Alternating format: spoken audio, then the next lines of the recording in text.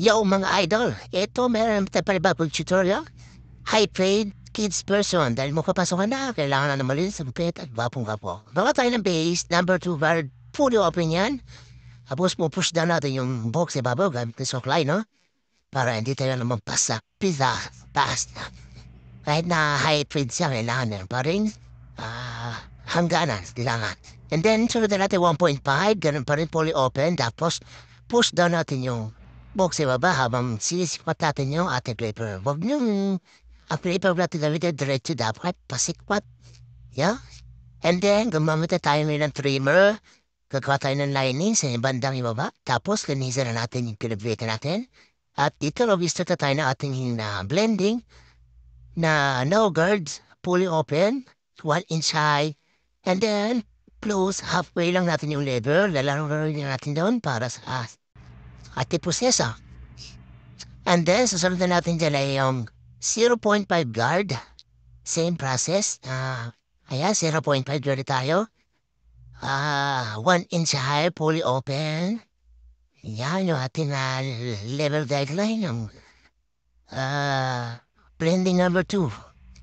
Yung gamit tayo ng 0.5 dyan, no? Tapos, close, halfway lang natin, level natin, laro natin dyan. So, after na 0.5, uptest tayo ng number 1 guard ito. Naka-fully open pa rin tayo, 1 inch high. Tapos, lalahin natin mo na itas para hindi mauka, no? Yan, pasipat po yung ating clipper, bahal na. Para hindi mukha doon sa bandang gitna. Yan, number 1 guard pa rin tayo. Naka-fully open. And then, pagpagala natin para malinis na makita natin kung ano yung marami at saan yung dapat natin padaanan pa na clipper. So, yan, after natin pagpagaan, sunod natin yung 1.5 guard. Tapos, push na natin yung ball mula sa taas baba. So, habang damit-damit na ating suklay, habang sinisikwat natin na clipper pwede tasaman. So, parang nagsasalubo sila kaya nagkakaroon ng magandang transition yan. And then, number 1 guard, same process, push down, and then, pasikwat yung ating clipper. Ayan, nalaboy mo po sa iso, idol ha. O, yan, nakikita niyo yung dust spot na yan sa unahan. Mamaya, alisin natin yan. Pero, at this moment, kita niya, hindi natin makuha na sa clipper na, no? Kung pipilitin natin yan, okay na yan, mga idol. So, mamaya na tayo paraan dyan, no? So, ito na yung ating sinasabi paraan para matanggal yung dark spot na yan. Tining scissors ay suklay na maliit, gamit yan. Tapos, alalay lang ang tawas, mga dul lang, no, mga idol? Para hindi mauha.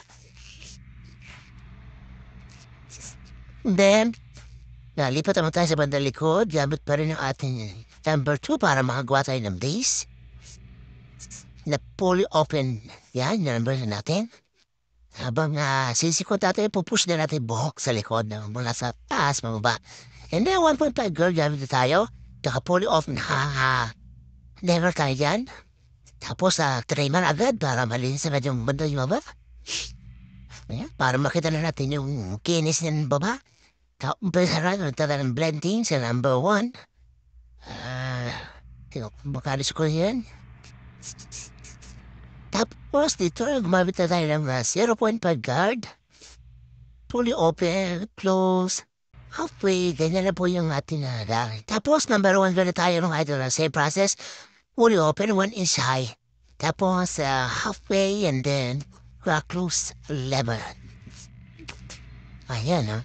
Kita nyo, kailangan alalay lang talaga natin. Tapos, gamitin natin ng shiver foil para nakinis yung bandang ibaba. Ayan, no? And then, mga idol, lipat tayo sa bandang kaliwa ng kanyang ulo. Dahil tapos tayo sa kanan, sa may bandang kaliwa niya. Ayan. Start tayo ng lining na. And then, kisarapin natin ang ating blending para makita natin kung anong video resulta. At kung saan pa dapat ayusin. And then, 0.5 guard, 1 inch high. And then, ganun lang. Tapos, close, halfway. Ang ating lever.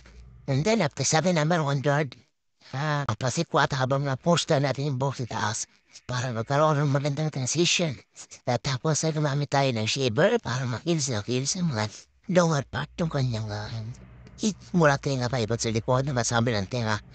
Tapos ito, ibabasahin na ating babaw yan, utitin tayo. Gamit ang ating ipit-ipit. Ayan, tawag natin natin dyan ay number 5. Pang-pinning talaga. Dapat mo na talaga siya pang-pointing. Pang-point cutting. Ayan, habang tapos ito yung trim. Ito, binoblow try na natin para pisa na natin siya ng paligo. Ayan. Tapos, i-blow try na natin para magkaroon na siya ng grooving. Ball na taas. Ayan. Tapos, requestin mo, lagyan natin ng kuhit sa gilid, ayan. Ginawa na natin ng side part.